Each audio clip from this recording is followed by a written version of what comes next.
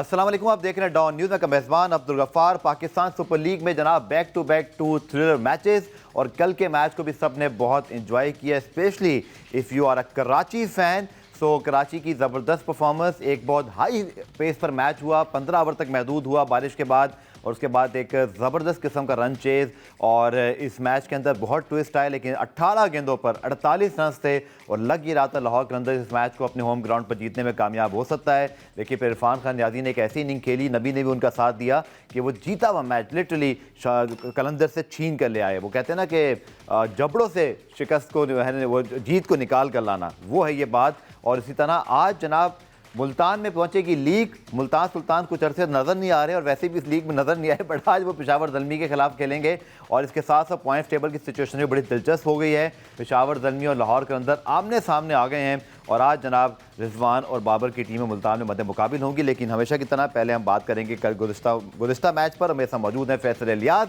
फैसल साहब, आप तो एक मैच की बात कर रहे थे, माशाल्लाह दो ज़बरदस्त किस्म के मैचेस देखने को मिले, रिगार्डलेस किसकी क्या गलती थी, बट अनदर नेल बाइटर। बहुत मज़ा आया कल के मैच जो देखने में, और आखिर तक वाकई दिल की धड़कनें कल तेज़ थी। और इरफान खान नियाज़ी ने तो लिटरली, वो कहते हैं ना, गूज बम्प्स, थोड़े से रोंगटे खड़े कर दिए इस तरह गेटिंग की।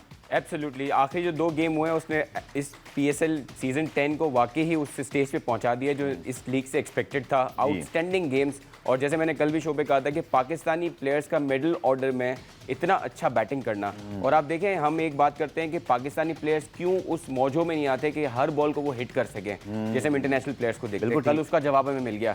3 ओवर्स में 48 रन, लिटरली इम्पॉसिबल सिचुएशन से जिस तरह इरफान खान नियाज़ी ने कल हिटिंग की है। और सबसे बड़ी बात कि इतने अच्छे यंगस्टर का इतना अच्छा माइंडसेट, इतना अच्छा बिलीव, और इतना डाउन टू अर्थ होना, इतना हम्बल होना इज़ ग्रेट टू सी। ठीक है, कल के मैच को तरफ दोबारा से हम अगर शुरू से देखें तो यकीनी तौर पर एक ऐसा से फेस आया था। फैसल, बल्कि पहले पैकेज दिखा देते हैं ताकि लोग पहले हाईलाइट्स एंजॉय कर लें। इस मैच की हाईलाइट्स बार बार देखने को दिल चाह रहा है, चूँकि एक्साइटिंग मैच था।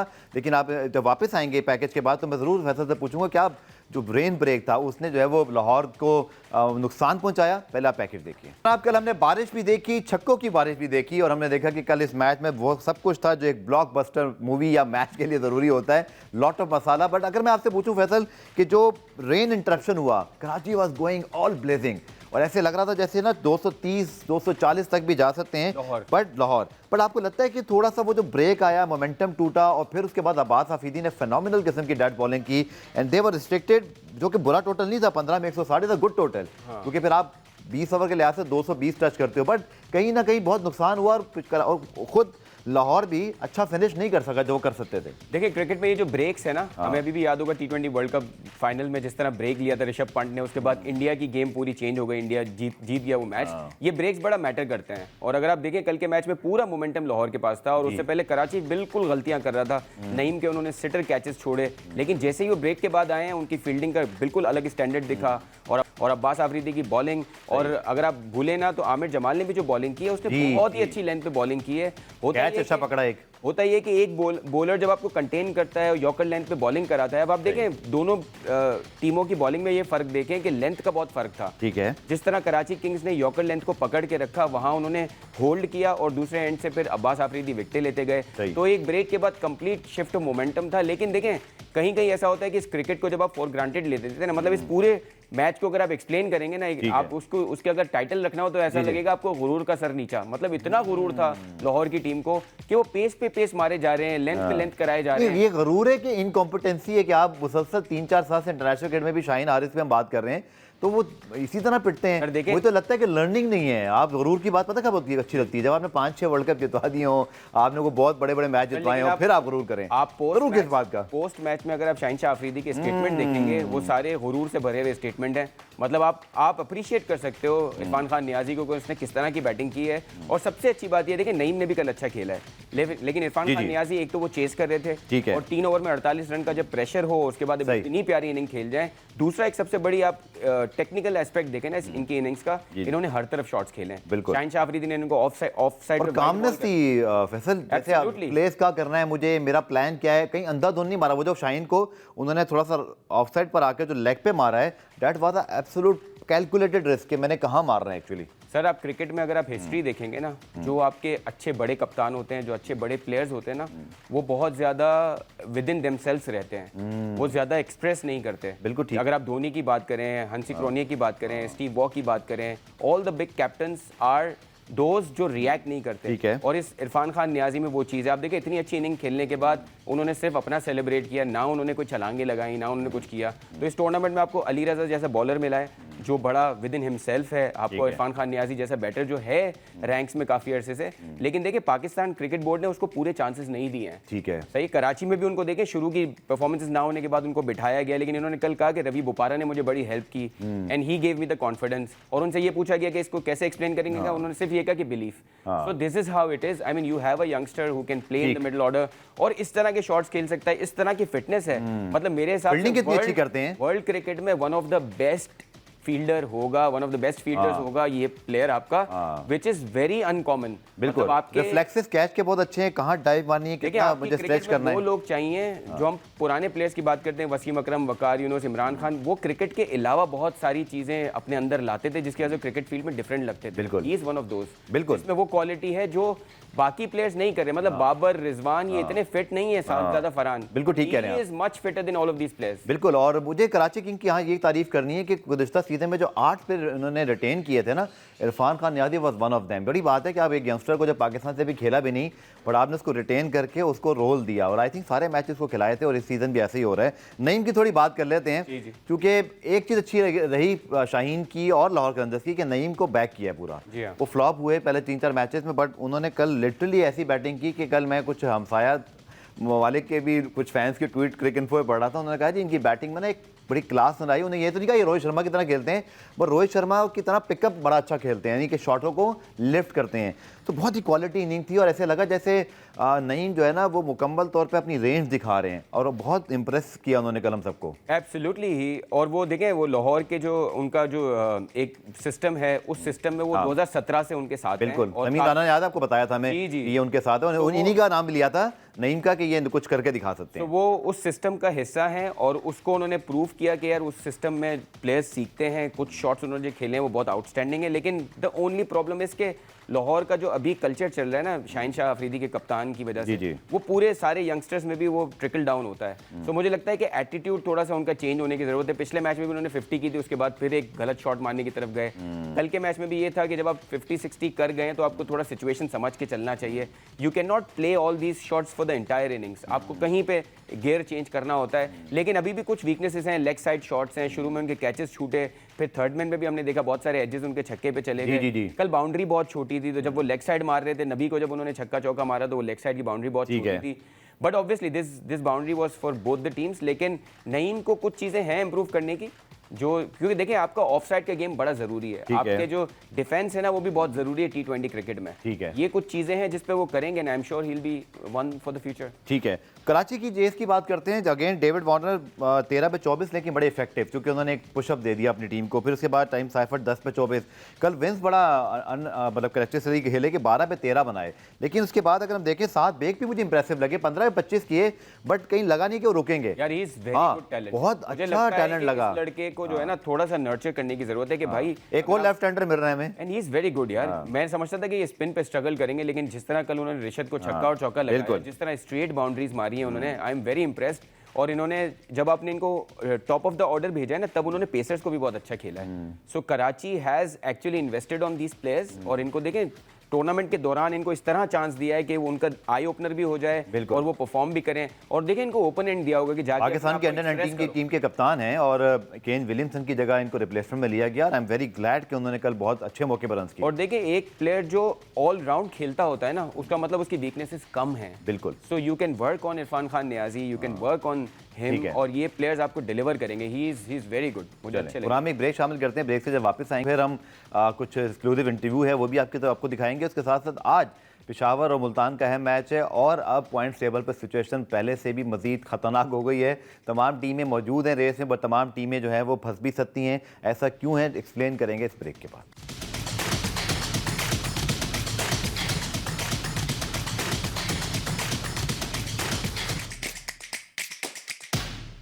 प्रोग्राम में खुशामदीद। और जहां कराची की जीत और ख़ासतौर पर इरफान नियाज़ी की जो परफॉर्मेंस है उस पर सब खुश हैं, वहां पर एक कंसर्न रिमेन कि शाहीन शाह अफरीदी, हारिस रऊफ ये कब जो है वो डेथ बॉलिंग में मैचेस जितवाएंगे। और ये पहली मरतबा नहीं हुआ, एक अनगिनत लिस्ट है अगर आपको याद हो, चाहे वो मैथ्यू वेड के छक्के याद आ रहे हों, विराट कोहली के छक्के अगेंस्ट हारिस रऊफ।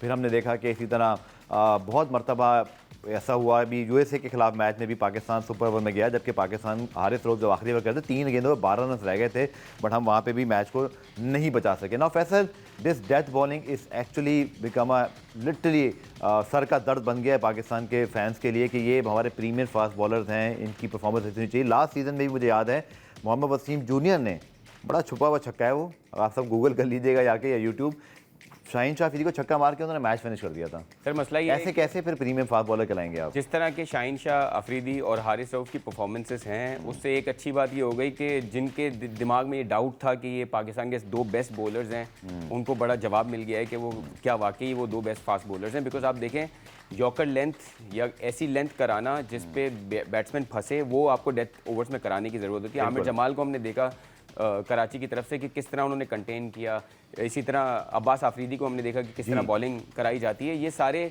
वो चीज़ें हैं जो आप जिस पे आप काम करते हैं। और देखें जब आपको ये रन पड़ते हैं ना, उसके बाद आप किस तरह बिहेव करते हैं। बिकॉज जो बड़े प्लेयर्स होते हैं ना, वो ये कहते हैं कि आज के बाद ये मुझे नहीं होना है, बिहेव नहीं करें, सिर्फ खामोश रह के साइड पर हो जाएं। मुझे अभी भी याद है जब मेलबर्न में हारिस रऊफ को ये छक्के पड़े थे, उसके बाद उन्होंने जो उसका जवाब दिया था वो ये कहा था कि विराट कोहली के अलावा कोई मारता तो मेरे लिए प्रॉब्लम था, बट लेकिन विराट कोहली ने भी मार लिया तो आपको क्यों प्रॉब्लम नहीं है? आपको क्यों लगातार आप जीतने आए हो ना, कंपेटिटर हो ना, हैव टू आस्क क्वेश्चन। आप जीतने के लिए आए हो ना अपनी टीम के लिए, ये कहने के लिए कि अगला प्लेयर अच्छा खेला है। दूसरा ये कि शाहीन शाह अफरीदी का पोस्ट मैच में देखें, मैं उसी तरफ आ रहा हूं फैसल, मेरे ख्याल में वो हमें लोगों को दिखाना बड़ा जरूरी है कि एग्जैक्टली क्या हुआ, क्योंकि मैच के बहुत से लोग शायद नहीं देख पाते या कामों में लग जाते हैं। जरा ये इंटरव्यू देखिए। मैच बिल्कुल हाथ में था, लाहौर कलंदर्स के विकेटें भी हासिल हो गई थी, लेकिन आखिरी 5 ओवर में बहुत ज्यादा रन्स दे दिए। क्या लगता है कहाँ गलतियां हुई? ये पार्ट ऑफ क्रिकेट है, जो अच्छे क्रिकेट खेलते हैं वो जीतता है, that's fine. It's not end of the tournament, we are still in the tournament और सेमीफाइनल में इंशाल्लाह मुलाकात होती है इनसे। बिल्कुल पार्ट ऑफ द गेम तो है, लेकिन आपको लगता है कि कुछ डिफरेंट हो सकता था उन लास्ट 5 ओवर्स में? क्या कैसी रीडिंग थी आपकी पिच की और कंडीशंस की? नहीं देखिए, इस पे दूसरा मैच था और जाहिर सी बात है दूसरी बैटिंग इस पे आसान नहीं होती, लेकिन जब बारिश हुई उसके बाद बॉल काफ़ी गीला हो गया और इजी एक्सक्यूज़ नहीं है, बट बॉल अच्छा आ रहा था बैट पे। अच्छा ये बताएं कि प्रेशर एक ऑब्वियसली इतना फुल हाउस है यहाँ पे, डू यू थिंक कि प्रेशर भी एक फैक्टर है जब आप आखिरी नहीं है? नो। अच्छा चलें, ये तो अच्छी बात है कि प्रेशर नहीं हो रहा। आखिरी ओवर्स में क्या डिस्कशन हो रही थी? ऑब्वियसली आपकी बॉलर से भी मुलाकात हो रही थी, क्या आपस में मैसेजेस एक्सचेंज हो रहे थे? कुछ खास नहीं।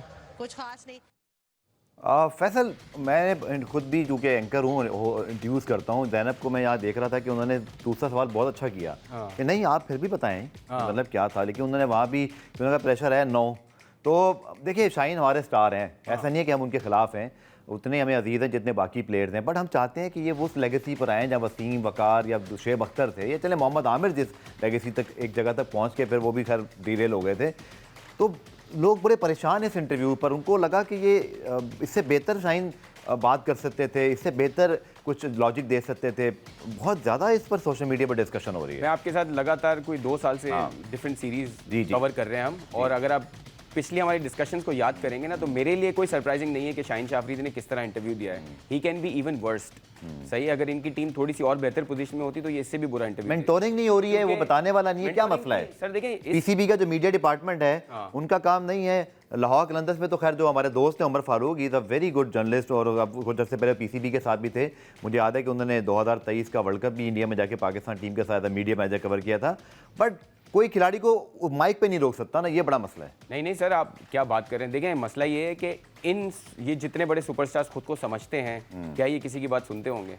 यही मैं कह रहा हूँ, माइक के ऊपर आप कुछ नहीं रोक सकते फिर आप। नहीं, मसला ये है कि माइक के ऊपर तो नहीं, ये इनका जेन्युइन सेल्फ। वो कह रहे हैं हम सेमीफाइनल में देखेंगे। अब आप देखें सेमीफाइनल में क्या देखेंगे? अब अभी आपके 9 पॉइंट्स हैं। सही, जिस तरह का गुरूर आपको आ चुका है, अगर आप पेशावर से मैच हार गए तो आप नहीं पहुंचेंगे। एक आखिर में और चीज़, मैं ब्रेक पे जा रहा हूँ, बल्कि फिर मैं आपसे आके बात करता हूँ कि ऐसी सिचुएशन में जब मैच खत्म हुआ है, आप हारे हैं, होता है, जज्बात होते हैं, आप अवॉइड कर लेते हैं इंटरव्यू, आप पोस्ट मैच में आराम से आके सोच के जवाब देते हैं। इतना मार्जिन मैं दूंगा शाहिद को कि आप अगर कैप्टन हो। आपको ऐसा करने की जरूरत है ना तो फिर आपको कप्तान होने की, आप नहीं बनते कप्तान फिर। फैसल के व्यूज पर जी आपकी सबकी राय मुझे बताइएगा। मेरा जो पॉइंट ऑफ व्यू था मैंने दे दिया, बट फैसल से मैं आर्गुमेंट नहीं कर रहा, इसका मतलब फिर आप समझ ही होंगे। चलें प्रोग्राम में ब्रेक शामिल करते हैं, ब्रेक से वापस आकर फिर आज के मैच पे और फिर एक गेस्ट हमारे साथ होगा, उनसे बात करेंगे।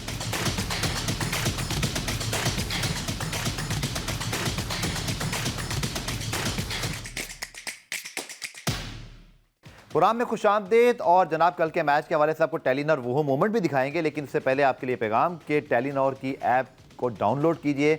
वहाँ पर आपको इस PSL और क्रिकेट के हवाले से बहुत सारा कंटेंट मिलेगा। आप न सिर्फ एनालिसिस देख सकते हैं बल्कि प्रेडिक्शन कर सकते हैं, और ना सिर्फ प्रेडिक्शन कर सकते हैं बल्कि आप प्राइजेस भी जीत सकते हैं। तो all to play for Telenor subscribers, आप जाके ज़रूर इस ऐप को डाउनलोड कीजिए और अब आप इंजॉय कीजिए टेलीनॉर वो मोमेंट। तो जनाब आपने देखा टेलीनॉर वो मोमेंट, और अब दिखाते हैं आपको पॉइंट्स टेबल, जिस पर सूरत हाल इंतहाई दिलचस्प हो गई है। और अभी तक सब टीमें कैलकुलेटर लेके बैठी होंगी, उनके फैंस भी, लेकिन बड़ी सिंपल सी एक इक्वेशन बन गई है।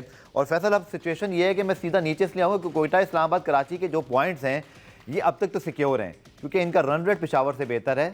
लाहौर के लिए अब डू और डाई सूरत हाल है ना। पेशावर से चांस इज दैट कि अब इनके जो अगले 2 मैचेस हैं मुल्तान में, और मुल्तान से और पिंडी में इस्लामाबाद से, उनमें से कोई एक मैच जीत लें, 2 भी जीत जाएं तो फ़ायदा पता क्यों नहीं होना, क्योंकि लाहौर के 9 पॉइंट्स हैं। अगर ये 10 पॉइंट भी कर लेते हैं 2 मैच जीत कर, but that Lahore Peshawar match, और मैं जिसका आपको जो है ना वो बता देता हूँ जो इसका जो शेड्यूल है, ताकि आपको याद हो जाए ये मैच ख़तरनाक तरीन मैच किस तरह को होना है। ये होना है फैसल 9 मई को रावलपिंडी में, लाहौर ज़ल्मी। फिर ये मैच होगा लिटरली अ नॉकआउट इनकाउंटर। सोचिए कि क्या इस मैच की जो है ना वो एक हाइप होगी कि आप प्लेऑफ में इन या आउट इस मैच की जीत पर हो सकते हैं। तो this is the situation right now, and I am sure कि लाहौर और पेशावर दोनों के फैंस इस मैच का बड़ी बेताबी से और कुछ नर्वस होकर इंतजार कर रहे होंगे। हाँ, पेशावर की अभी जो सिचुएशन है 6 पॉइंट्स के साथ, पेशावर के लिए भी एक ऐसा सिचुएशन है कि उन्होंने हर मैच जीतना है। तो उनको 2 मैचेस जो उनके आज भी उनके साथ नहीं, अब इसमें चीज़ हो गई, कल के लाहौर के रिजल्ट के बाद they not have to win all 3 matches. उनको एक मैच जीत के 8 पॉइंट करने, क्योंकि लाहौर के 9 हैं तो लाहौर को हरा के 10 करके एज आउट कर देंगे। तो they just need to win, they have to win either match of Multan और इस्लामाबाद, 8 हो जाएंगे। और फिर लाहौर वाला मैच अगर आप जीतते हो तो 10 करके आप लाहौर एलिमिनेट हो जाएगा, मुल्तान पहले एलिमिनेट है। तो सिचुएशन इज बिकम आप पता नहीं ईजियर है कि टफ है, आप बताएंगे। कॉम्प्लिकेटेड है, लेकिन सर मसला ये है कि अगर उनका लाहौर के साथ आखिरी मैच है, आखिरी मैच है, ये मैं कह रहा हूँ आखिरी। तो अब देखें ये 2 मैचेस ये सोच के तो नहीं खेल सकते कि मैं लाहौर को हरा दूंगा। अब इनको एज अ नॉकआउट ही खेलने सारे मैच। हाँ वो तो है, मतलब उनको ये दोनों मैचेस जीतने ही हैं। तो ही देखें आप लाहौर वाले मैच में बारिश भी हो सकती है, बहुत सारी चीजें हो सकती हैं। So Multan still has to cover a long way, उनको एटलीस्ट 2 में से आप सही कह रहे हो, बारिश वाला पॉइंट बिल्कुल ठीक है। तो ये सारी चीजें हैं। अब वो ये और आजकल बारिश का जोन चल भी रहा है हमारा, एग्री विद यू। क्योंकि देखें मसला ये है कि जिस तरह पेशावर के पॉइंट्स हैं अभी सिर्फ 6 पॉइंट्स, 6 पॉइंट्स, और उनके बाद 3 गेम्स हैं जहां उनको वो ये नहीं सोच सकते कि यार हम इस्लामाबाद और मुल्तान से एक मैच जीतेंगे, तीनों मैच जीतने का सोचना पड़ेगा, जीतना, क्योंकि और लाहौर ने अपने तकरीबन सारे में लास्ट मैच है उनका पेशावर का। सो एक्साइटिंग टाइम्स, बिकॉज अब देखिए कराची भी शॉर्ट नहीं है कि वो जाएगा। यस बिल्कुल, ऐसे भी मैचेस जीतने हैं उनको, they also have to win at least 1 game from here. अच्छा मजे की बात ये, दोबारा अगर पॉइंट्स टेबल पे आए तो हम ये देख सकते हैं कि तीनों जो टॉप की टीमें हैं, लेकिन वो डेंजर जोन में भी नहीं है, क्योंकि उसकी वजह यह है कि लाहौर, पेशावर और लाहौर की पोजीशन, क्योंकि पेशावर का रन रेट ठीक नहीं है अभी तक।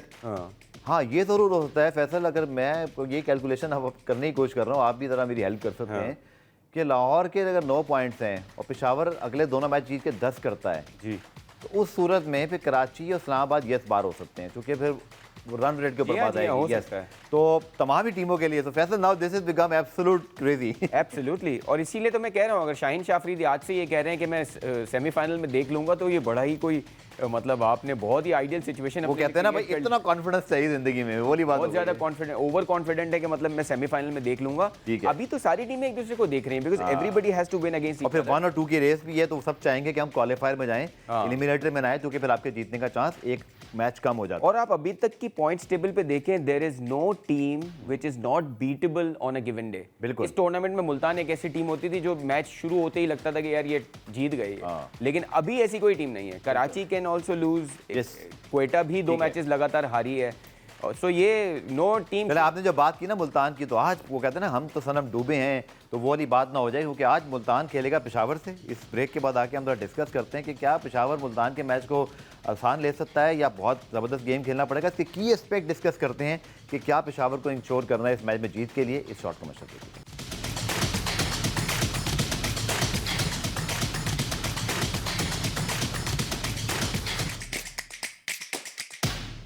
तो जनाब Peshawar versus Multan, but in Multan, और ये डिफरेंट एक चैलेंज है पेशावर के लिए फैसल, चूंकि इससे पहले लाहौर में उनके फास्ट बॉल अच्छा खेले। मुल्तान में मिक्स एंड मैच रहा, कोई बहुत ज़्यादा मैचेस भी नहीं हुए, तो हम ये भी राय काम नहीं कर सकते क्या हो सकता था। बट पेशावर मिच ओवन को लेके आया ओपनर, बाबर नंबर 3 पे गए, they bring Ahmad Daniyal, they bring Mohammad Ali. अब 12 वहाँ मौजूद नहीं है कि पिच कौन सी है, कैसे खेला जा रहा होगा, बट दे हैव ऑप्शन, क्योंकि इनके पास मेहरान मुमताज़, आरिफ याकूब, इसी तरह इनके पास Sufiyan Muqeem, world class winner इनके पास मौजूद हैं। So they have some good option in the squad. बिल्कुल, और जिस तरह सदाकत ने पिछले मैच में खेला है, एक मिडिल ऑर्डर में भी आपको हुसैन तलत के साथ एक और लेफ्ट हैंडर आपके पास आ गया है। मुझे लगता है मुल्तान की पिच में कोई एक स्पिनर आरिफ याकूब या सुफियान मुकीम, somebody from these guys has to play this game, because Multan में हमने देखा है कि स्पिनर जो है मिडिल ओवर्स में आके वो ब्रेक करते हैं इनिंग को। मुझे लगता है कि कोई स्पिनर का इंक्लूजन होगा। ये एक चैलेंज है। देखें, लाहौर और मुल्तान की और रावलपिंडी की कंडीशंस बड़ी डिफरेंट है। जहां आपके पास रावलपिंडी और मुल्तान में आपको स्पिनर चाहिए एक्स्ट्रा, वहीं आपको लाहौर में जो है पेसर्स के साथ जाना है। अभी तक पेशावर ज़ल्मी ने बड़ी अच्छी चेंजेस की हैं अगर देखा जाए। ऑल दो पॉइंट्स टेबल हर जगह वो तब्दील करते रहे। जी, ऑल दो पॉइंट्स टेबल के हिसाब से वो इतना अच्छी टीम नहीं लग रहे, लेकिन मुझे लगता है कि आज के मैच में उनका अपर हैंड। अच्छा, एक मैं आपको स्टैट दे देता हूँ। जो पहला मैच मुल्तान का यहाँ हुआ था 228 बने, 195 बनाए थे फिर लाहौर ने।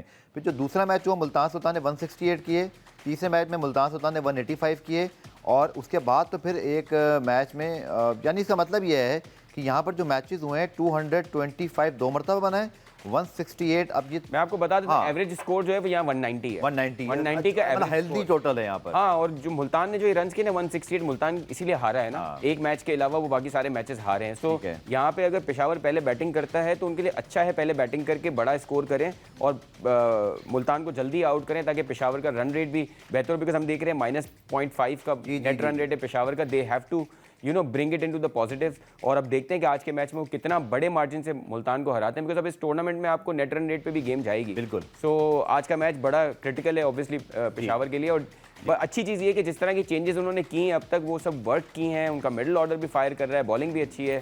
सो सर वो कहते हैं ना, एक थे मुल्तान, तो उनका स्क्वाड आ गया है। और लेकिन देखिए ऐसी सिचुएशन में है कि जहां अपनी पार्टी तो चलने अब ख़त्म हो गई, और दूसरे की पार्टी को स्पॉइल कर सकते हैं, तो किसी भी टीम को आसान नहीं ले जा सकता। I am sure Peshawar Zalmi ने पूरा होमवर्क किया होगा। क्या कर सकते हैं, जैसे तैयब ताहिर को मौका नहीं मिला, फैसल अकरम को अब तक मौका नहीं मिला।